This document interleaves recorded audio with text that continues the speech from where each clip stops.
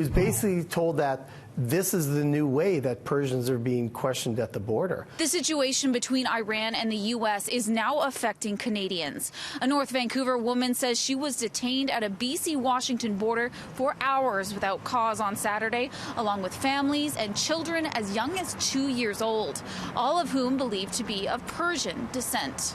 You're answering these questions, but at the same time, you want to ask, why are you asking me these? Due to fears of being blacklisted from the border, she has asked to remain anonymous. The young woman and her mother were heading to the U.S. for a shopping trip. The North Vancouver resident moved to Canada 20 years ago as a refugee from Iran when she was just 9 years old. Both Canadian citizens and Nexus card holders, she was surprised when the border officer told her that they would need to be taken into questioning.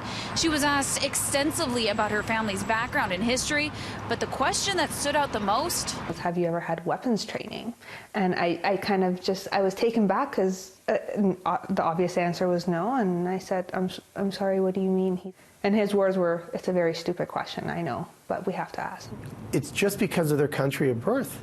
That's what they have similar here, is they're born in Iran, and obviously the Americans in Washington, D.C., who are making these decisions have told all the local ports of entry across the country, you need to interrogate these individuals for some sort of possible security risk. After questioning and without any answers, the mother and daughter were escorted into a waiting area, not knowing how long they would be held. They noticed they were surrounded by people of similar background to themselves.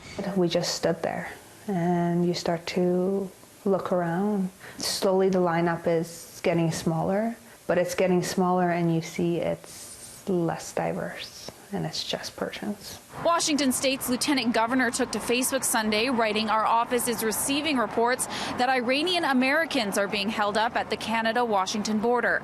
We are working to help those currently being affected and gathering information." The two Canadians waited 5 hours before they were told they could leave. After the ordeal, they just wanted to return home to Canada. But with upcoming plans to get married in Hawaii, she is nervous, thinking she should just cancel the whole thing. I asked, will this happen again?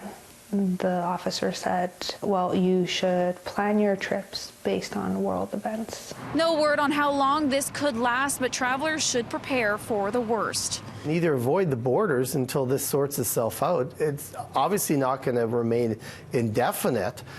Or if they enter the U.S., be expected to wait at least 4 to 8 hours in order to enter. In Vancouver, Ashley Burr, City News.